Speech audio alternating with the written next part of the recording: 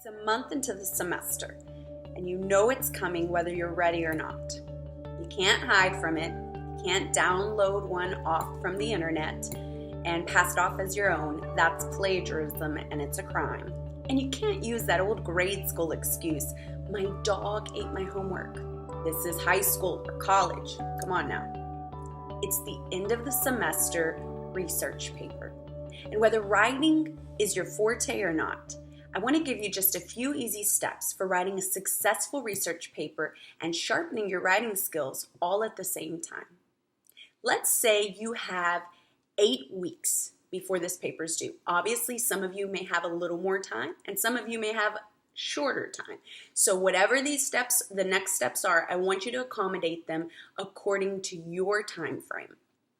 So number one, I want you to break up your research paper task into bite-sized portions. Now, every research paper has to have some crucial elements. Number one, you got to have your research. That's reading all the necessary materials, conducting interviews, watching maybe footage, depending what your specialty or your field of study is.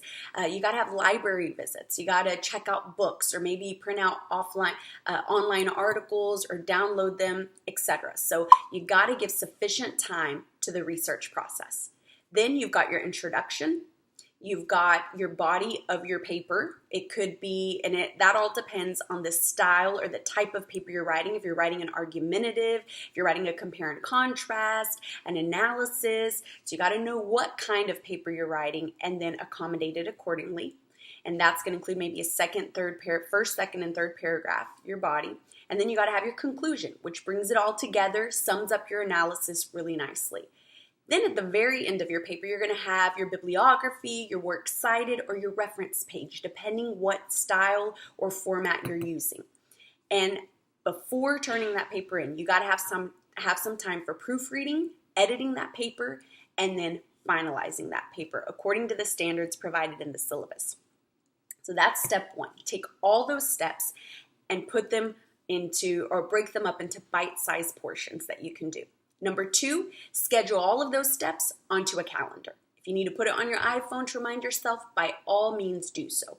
Now, this next schedule I'm about to show you is something that if you had a paper and you've got 8 weeks to do it in, this might be something you could use. Your first 2 weeks, a week to 2 weeks, should be dedicated to the research process. Getting those books, reading the material. And later on, I'm going to be doing a blog for you where I'm going to break down some steps to effective researching. How do you do citation? How do you do correct researching while you're reading the material? So you don't have to have 100 books around you when it's time to write your paper and say, where did I see that quote again? Where did I find this? Who said this? And so you can do it in a proper way and in a timely manner. Your week 3 should be focused on your introduction. And even though sometimes at the end, a lot of scholars say you'll come back at the end and tweak your introduction, that has a lot of truth to it. But you can at least get a start to your introduction. Your week 4 through 5 should be dedicated to the body of your work. That's your first, second, and third paragraph, or the cases you're presenting, the different arguments and points of views you're giving. That should be committed in those 2 weeks. Then week 6, you should focus on your conclusion, bringing it all together. Not only what you read in the research, but now providing the analysis. This is what I read. This is my conclusion. This is my analysis.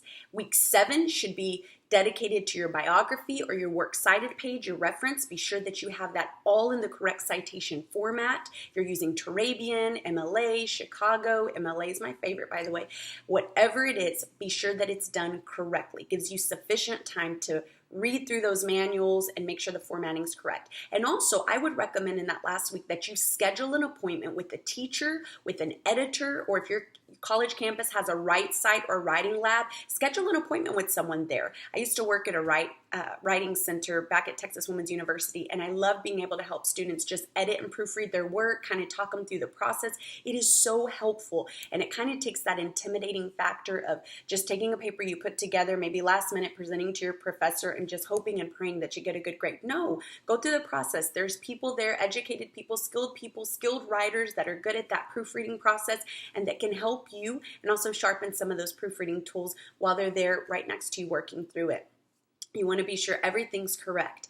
And then finally, leave week 8. And why do we leave that final week at the end? For any final revisions. Sometimes on the syllabus, your requirements are to present it in a portfolio or to do some artwork graphics at the beginning. So you want to give yourself sufficient time to take care of that as well.